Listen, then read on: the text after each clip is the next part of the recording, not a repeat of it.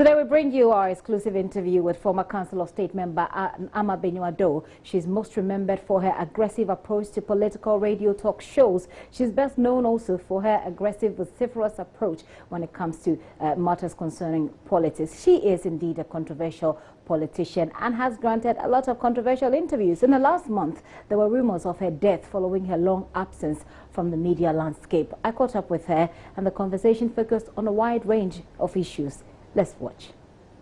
Because I think that it's not everybody who will leave a legacy, some kind of legacy, you know. At least for the party. For the party. And you know, people said legacy, what you left. I think it was up to the young women to have learned from me what I was doing. It took quite... But then it would have been your responsibility to gather these young women to impart what you know so that they take after you. Yes, the young women. You can't gather young men all around Ghana. No, but at least in your region. Only, yes, in my region we did. You did? Yes, through the traditional queen mothers. Okay. That's what I brought them down, and we're discussing how we're going to lift up Central region.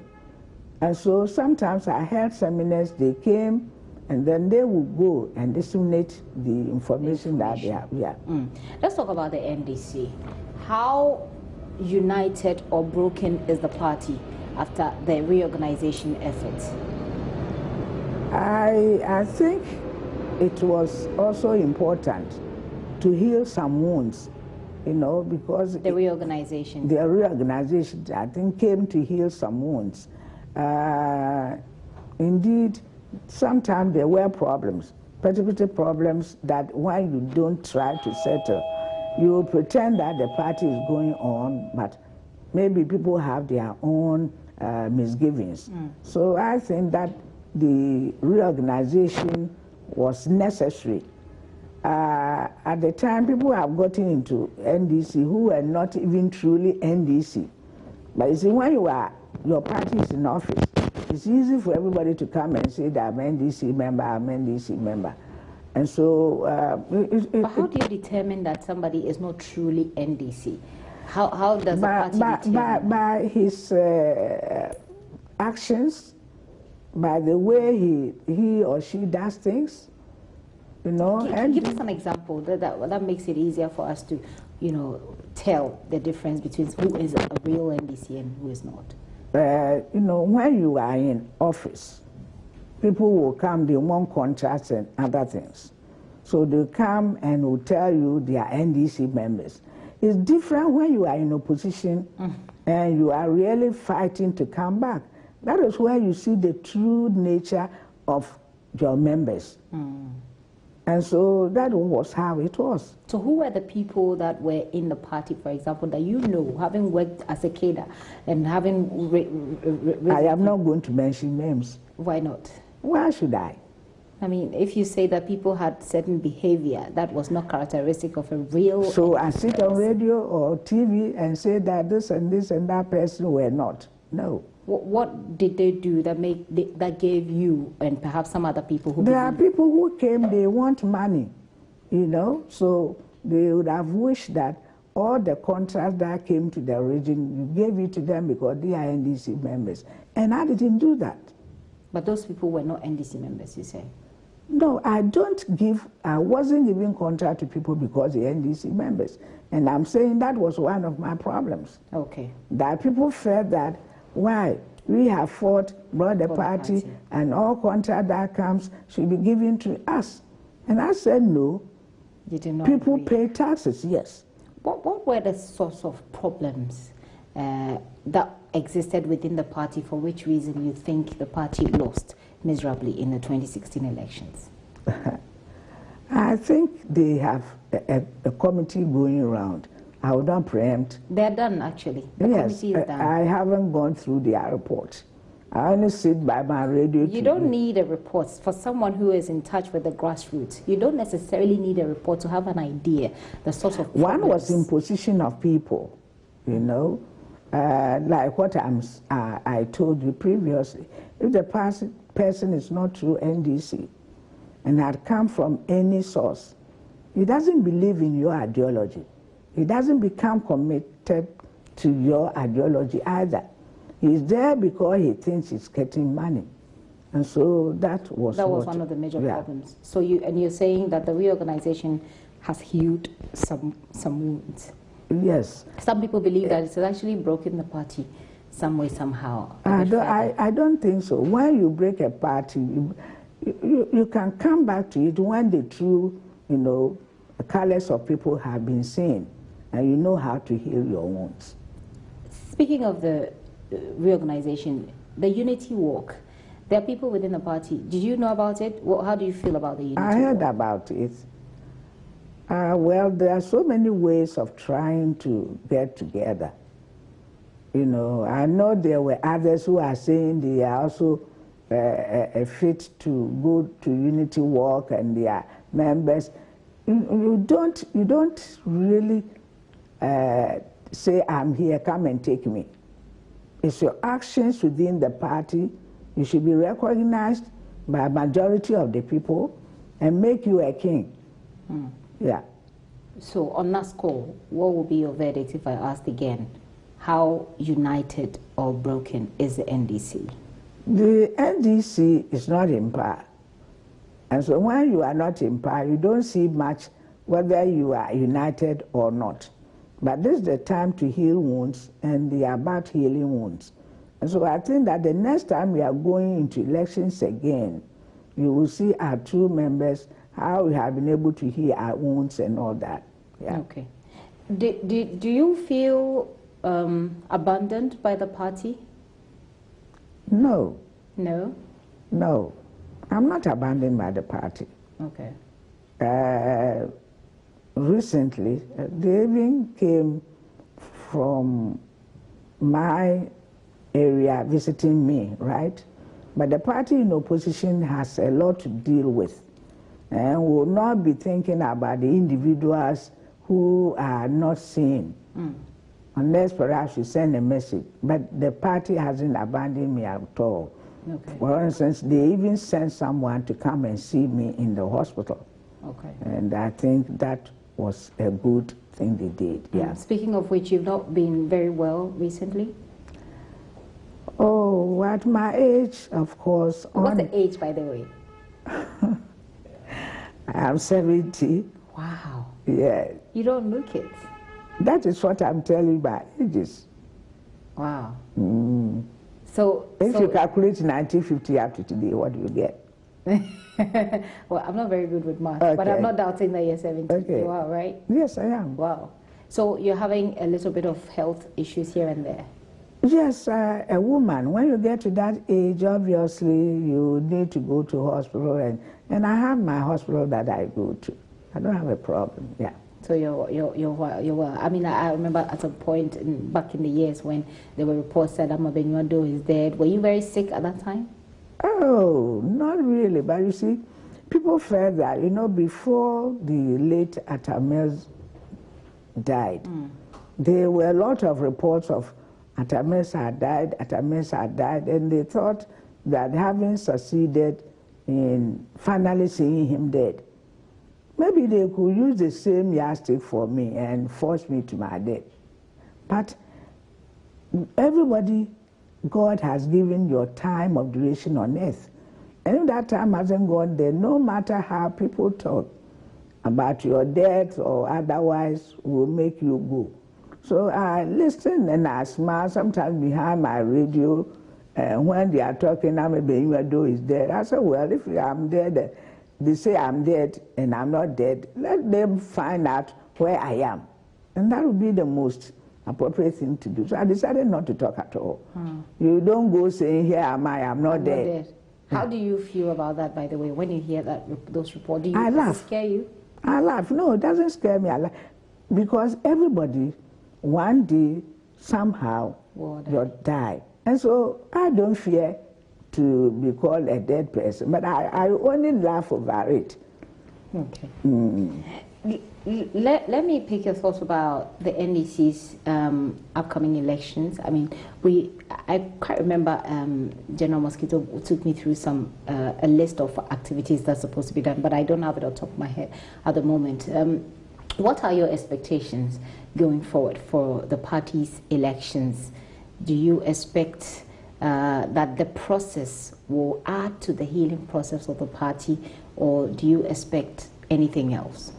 I believe it will add to the healing process, because recently I decided to go home and cast my vote electing our executive within that district. Okay. And I felt good doing so, because others will look at you, you didn't come, and others will have their own way of judging.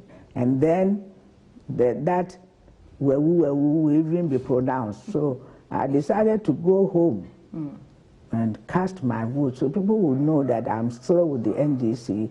Okay. And I think that it's a good thing we reorganize and take back where these people are messing things up. We'll talk about how they're messing things up and on your thoughts on that.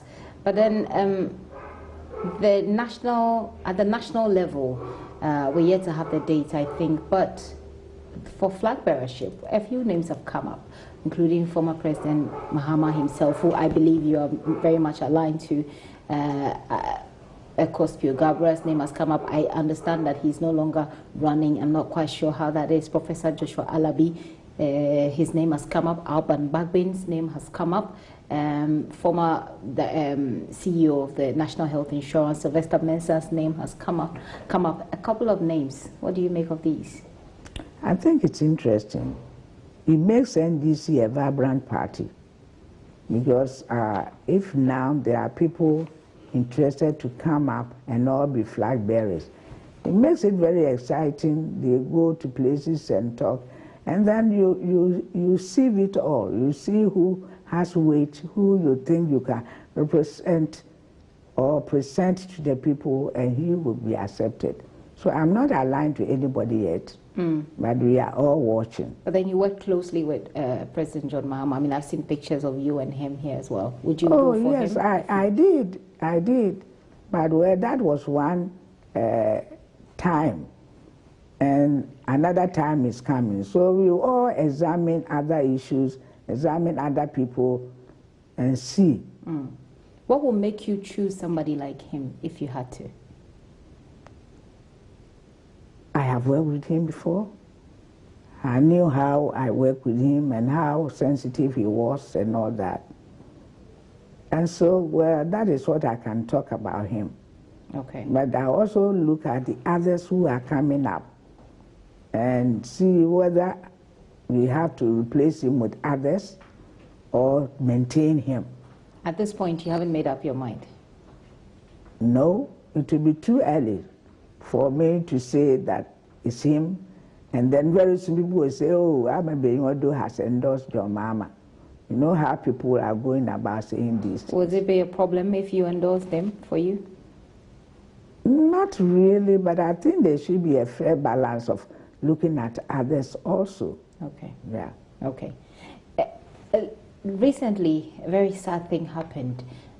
Former Vice President Kwesi Amissah-Arthur passed away at a rather young age, relatively. How did the news come to you? Indeed, I have goose pimples now. It hit me very badly, because Amissah-Arthur was someone I have known for many years, like Atta Mills. He was also at the university somehow. And I relate very well with him. And so his passing away really hit me very badly. But what can you do? It's nature. And when the time comes for you to go, no one can stop it. But I felt very sad. How did you hear about it?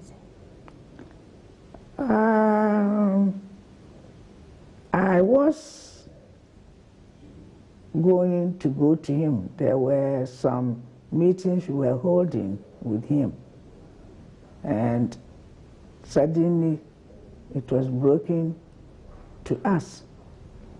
And so honestly, I couldn't control myself. I wept and wept and wept to my fill.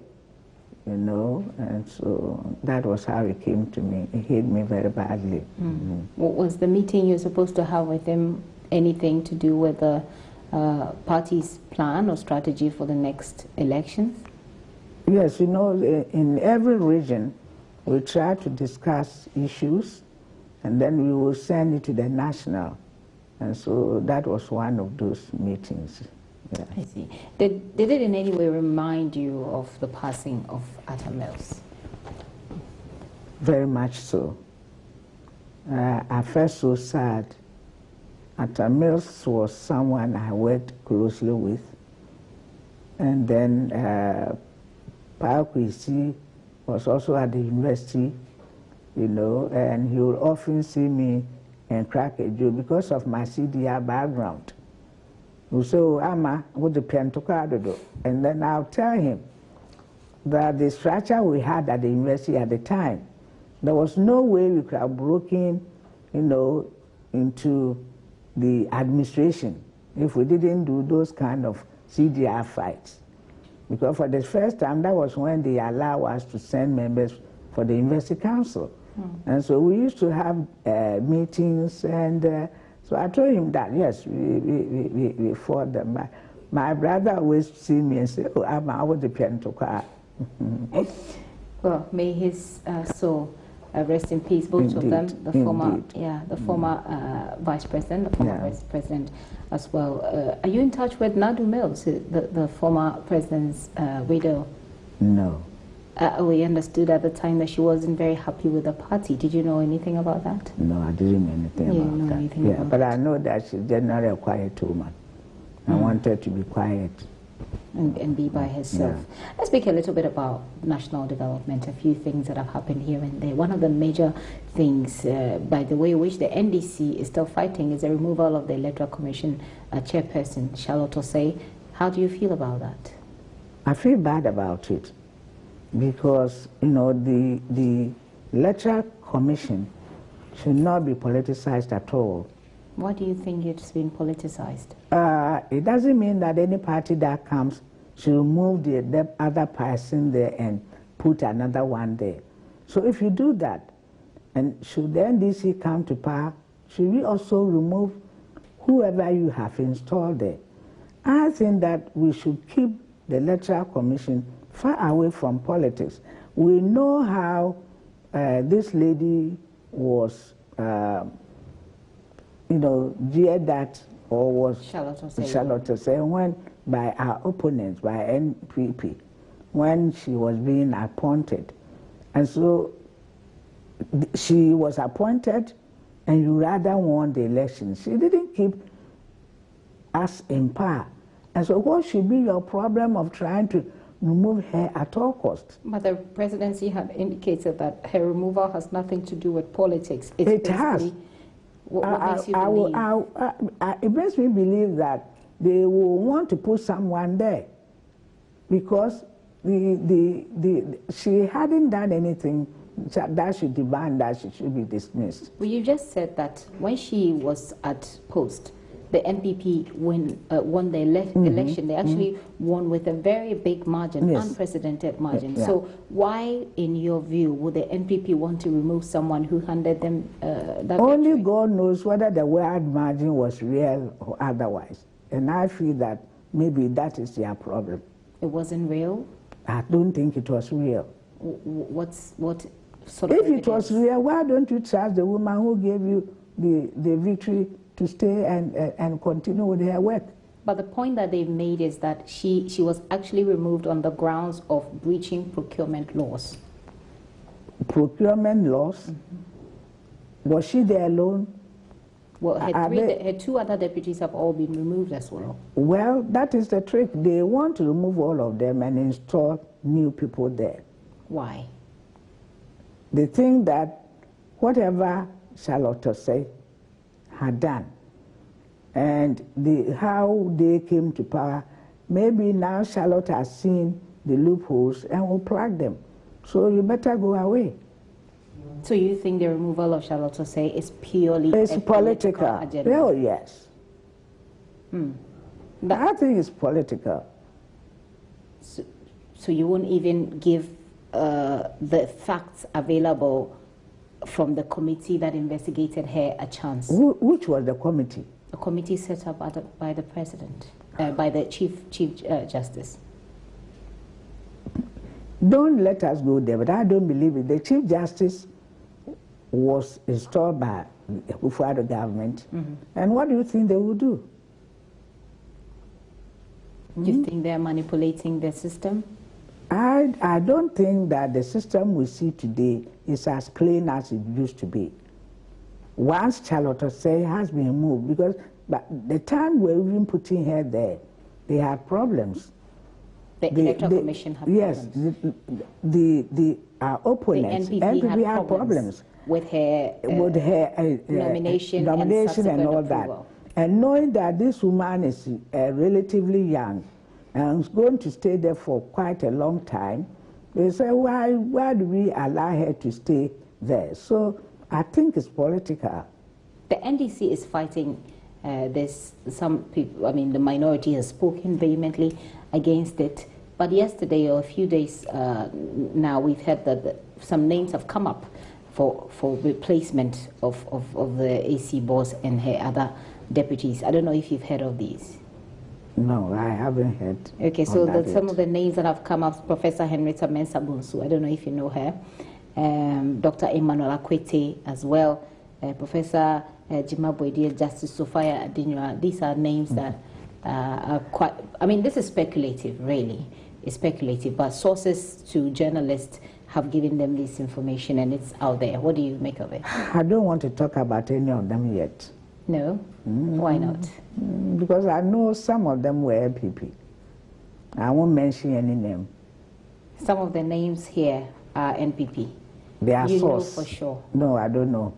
You don't know for sure that they're NPP, but you think they're NPP? Some were, we knew they were friends. Okay, they were friends to the NPP. To the NPP. So you don't want to talk about it now, but should any of these names be approved as the Electoral Commission, how will you feel, first of all, as a Ghanaian? And let it be approved, and then the criticism we have, I'll bring it out. Okay. But these names, do you feel that they are qualified to be there? Should I go through the names again? Do you want me to go through the names again? You see, qualification normally in Ghana, we think about academic qualifications.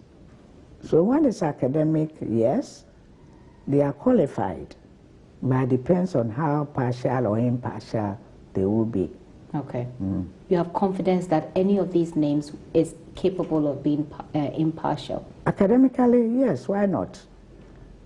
No, of being the electoral commissioner. Yeah, but being impartial at well, I'm not sure about that one.